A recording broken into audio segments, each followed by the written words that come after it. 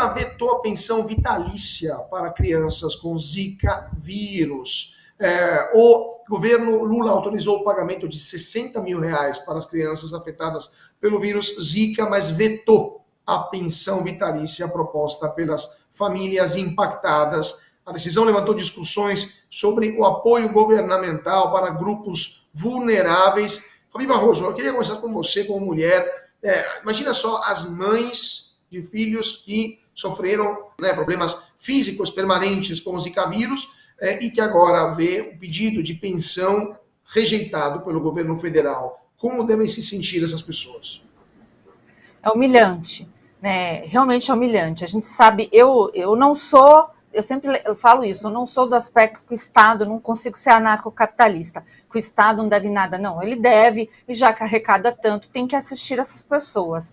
Essa ajuda que vai, né, para essas mães, para essas famílias que realmente precisam, porque é algo que não tem como mudar, é essencial. Assim como é essencial também outros cortes que o Lula fez, né, e ninguém quase fala a respeito de outras políticas públicas essenciais. Eu não estou falando de Bolsa Família, não. Estou falando de outras políticas, todas elas, principalmente ligadas à saúde. Também o corte no Ministério da Saúde em relação a medicamentos, né, a ausência de medicamentos, a ausência de não investir lá na vacina da dengue, né, algo bem complicado, porque o Brasil ainda enfrenta a dengue.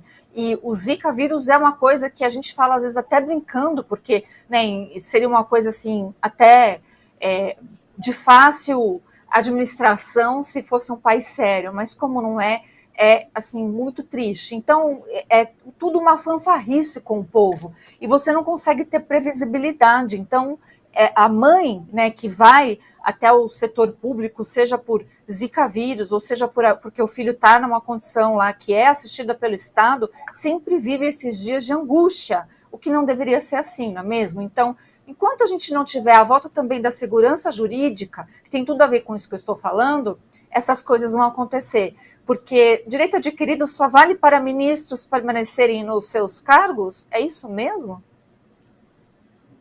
Pois é, né, Jorge Serrão, um país que gasta 34 bilhões de reais autorizados em 2 anos via Lei Rouanet, mega licitação de 200 milhões de reais, onde o Paulo Pimenta, ex-ministro, tentou enfiar a mão, tanto que o TCU liberou só o dia seguinte que o Paulo Pimenta foi embora da SECOM, e não temos dinheiro para pagar pensão para essas crianças que foram vítimas do Zika vírus, ou seja, tem problemas de microcefalia.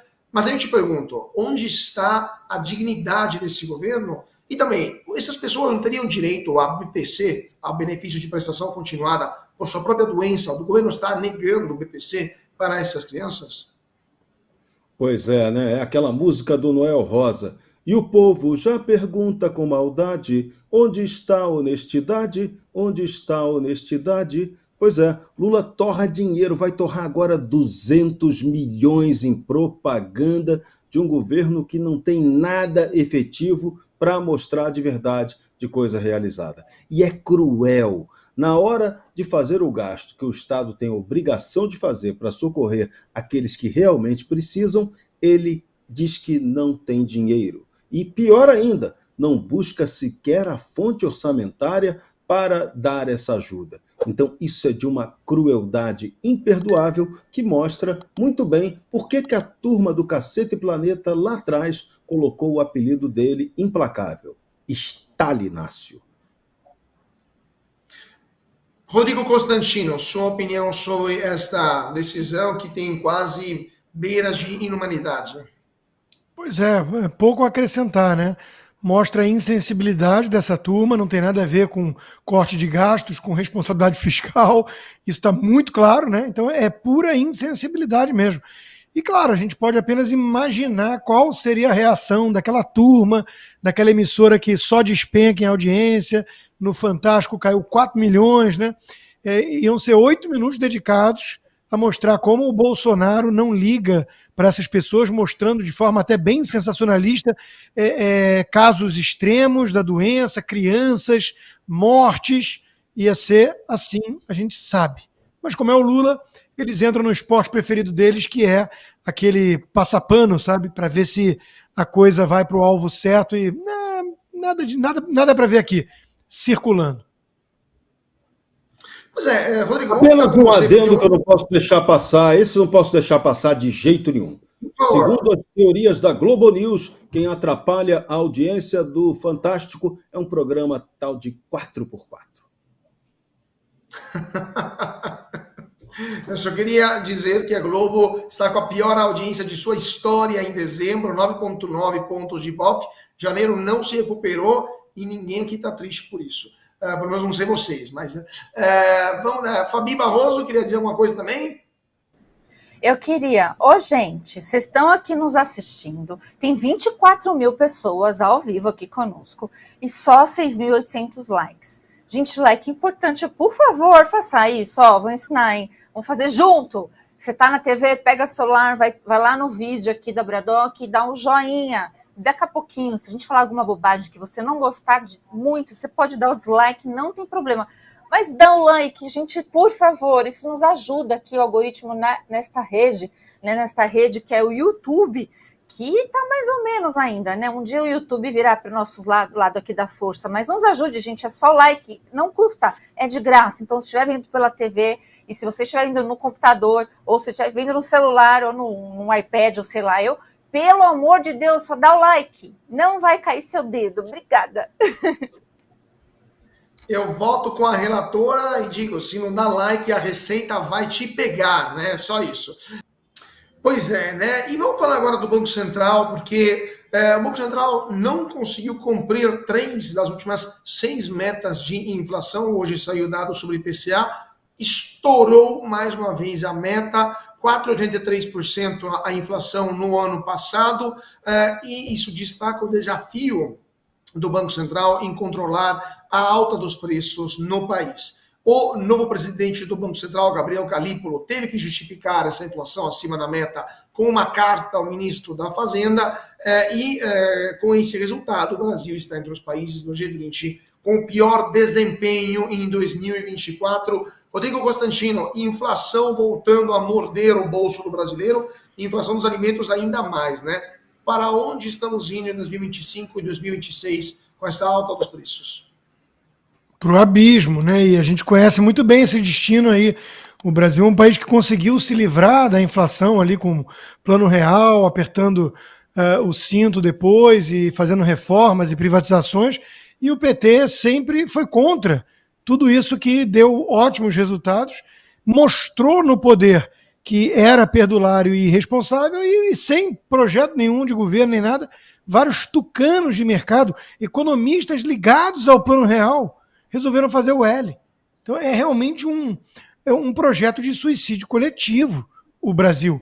Quando o Banco Central se mostra politizado, perde a ancoragem monetária, que você precisaria dar um choque de juros para segurar esse tipo de inflação e mostrar que o Banco Central é independente.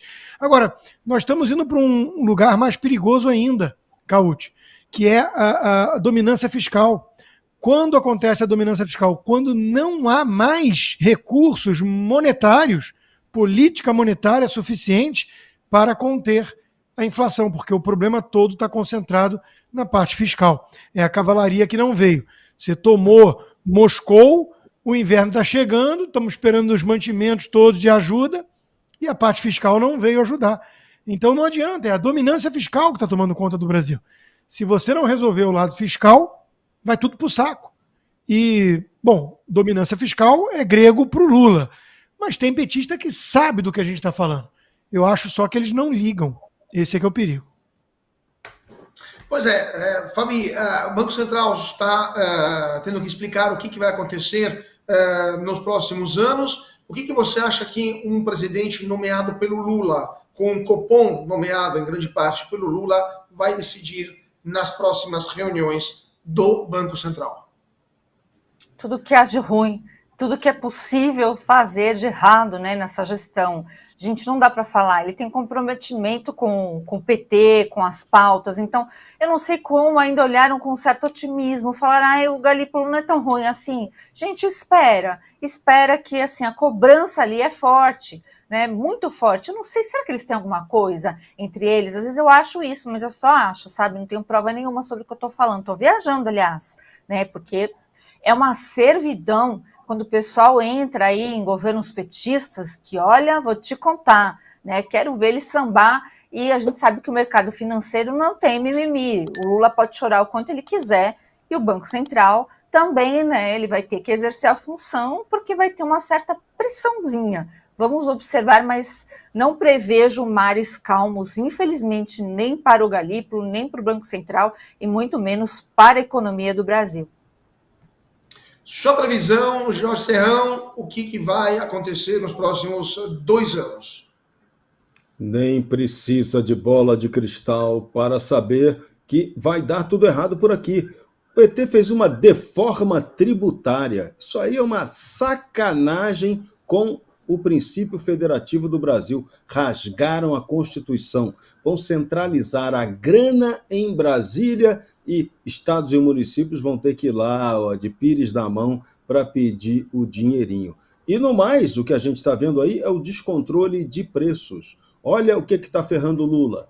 Café moído subiu 39,6%, óleo de soja 29,21%, alho 24,7%, a costela 21,33%, a carne de porco 20%, o contrafilé também 20%, as carnes em geral na média 20%, o leite longa-vida 18%, frutas 12%, quase 13%, frango em pedaços 10,34%, a picanha do Lula, que não veio ainda, 8,74%. O arroz, 8,24%. Aves e ovos, 6,51%.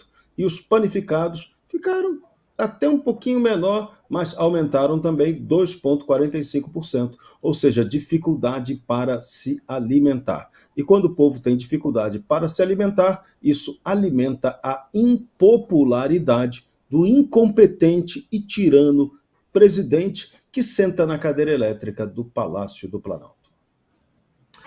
Mas é por isso que eu amo o Lula, né? Porque ninguém consegue fazer petista otário como ele toda vez que chega no poder. Vamos falar um pouco sobre o Lula, Consta. Porque o Lula quer fazer uma reforma ministerial e seria mais enxuta. E a primeira etapa deve atingir o PT. O presidente estaria atuando para não parecer refém do Centrão em um momento de troca de comando na Câmara e no Senado, mas vai precisar mexer na equipe mais adiante, vai tentar reduzir o tamanho do governo, tentar buscar maior eficiência e, ao mesmo tempo, atender a pressões políticas internas. Lembrando que hoje temos 38 ministérios do Lula e o PT tem 11 desses. E aí, quando o PT vai ver que não tem mais grana para a companheirada, o que vai acontecer dentro e fora do partido, na sua opinião, Consta? Aumenta a chance, se der tempo, e essa é uma condição importante, aumenta a chance de um impeachment, de uma rebelião do centrão fisiológico, digamos assim. A governabilidade do PT sempre teve a mesma lógica. Comprar prostitutas à venda. É assim que o PT consegue suas amantes. Não é com amor, não é com carinho, né? É com dinheiro. Então já foi o mensalão, o petrolão, o orçamento secreto e por aí vai. Ele cria esses ministérios todos para usar como feudo político, como moeda de troca, só que ele é guloso em termos de ambição de poder, de projeto totalitário, de cabeça torta e de economia ferrada. E o centrão fisiológico não liga muito, desde que a galinha dos ovos de ouro não seja sacrificada no processo. A preocupação do centrão fisiológico é, será que dessa vez o PT mata a galinha dos ovos de ouro? Aí ferrou. Então, quando começa a faltar dinheiro, em casa que falta dinheiro, todos brigam, né? Como é que é? Casa que falta pão, todo mundo briga, ninguém tem razão. No caso do governo do PT com seus cúmplices prostituídos, é mais ou menos assim. Em governo que começa a faltar pão, todo mundo briga e ninguém tem razão. Mas aí a turma que tem algum poder ainda, né, se revolta e derruba o padeiro. Serrão, na sua opinião, faria sentido politicamente o impeachment nesse momento, contando que para um processo desse demora pelo menos 6 meses para articular tudo, etc. Ou seja, a gente veria o impeachment acontecer no segundo semestre de 2025. Faz sentido político isso ou seria mais inteligente para as oposições esperarem ver o governo sangrar até o final? Olha, primeiro a oposição brasileira tem que definir uma pauta clara, propositiva do que ela pretende fazer nos próximos 2 anos. Você simplificar isso com o impeachment do Lula, você cria uma polarização que é muito interessante para o PT, porque aí ele se posa de vítima e esconde, inviabiliza outras pautas prioritárias que têm que ser tocadas. Por exemplo, contagem pública de voto, a gente não pode esquecer dela, a gente tem que pensar no mecanismo contra a deforma tributária, derrubar essa instrução normativa da Receita, que é prioridade das prioridades, a anistia, que é fundamental, tem que ser resolvida imediatamente, a luta pela liberdade no Brasil, impedindo aí os abusos de autoridade. A nossa pauta é gigantesca. Se a gente concentrar no impeachment, você pode criar um vitimismo que interessa ao PT e, no final das contas, a gente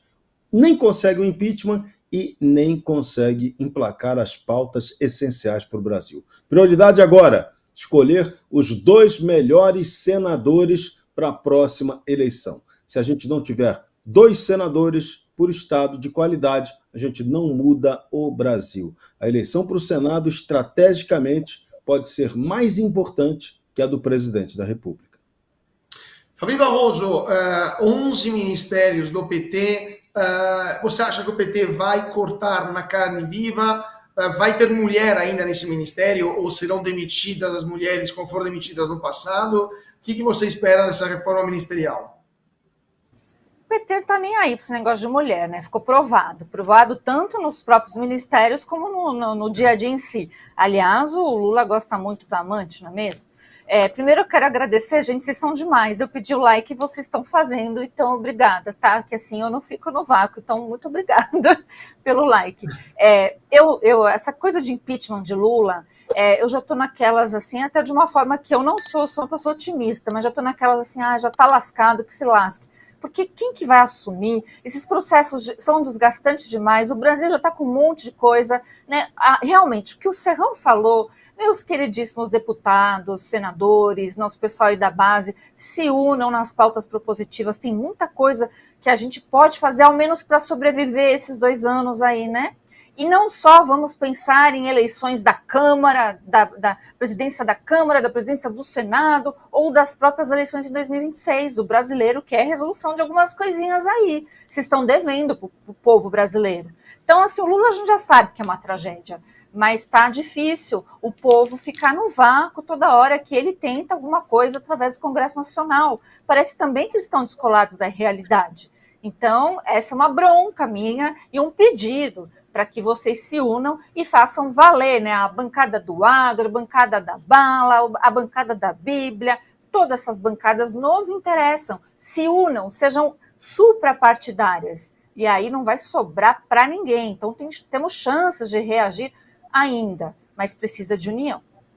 Você quer saber tudo o que acontece hoje no Brasil? Então você tem que assistir ao Braddock Show, o programa que fala de tudo e deixa você informado sobre tudo o que acontece no Brasil e no mundo. Clique aqui e siga o Braddock Show. Palavra de super-herói.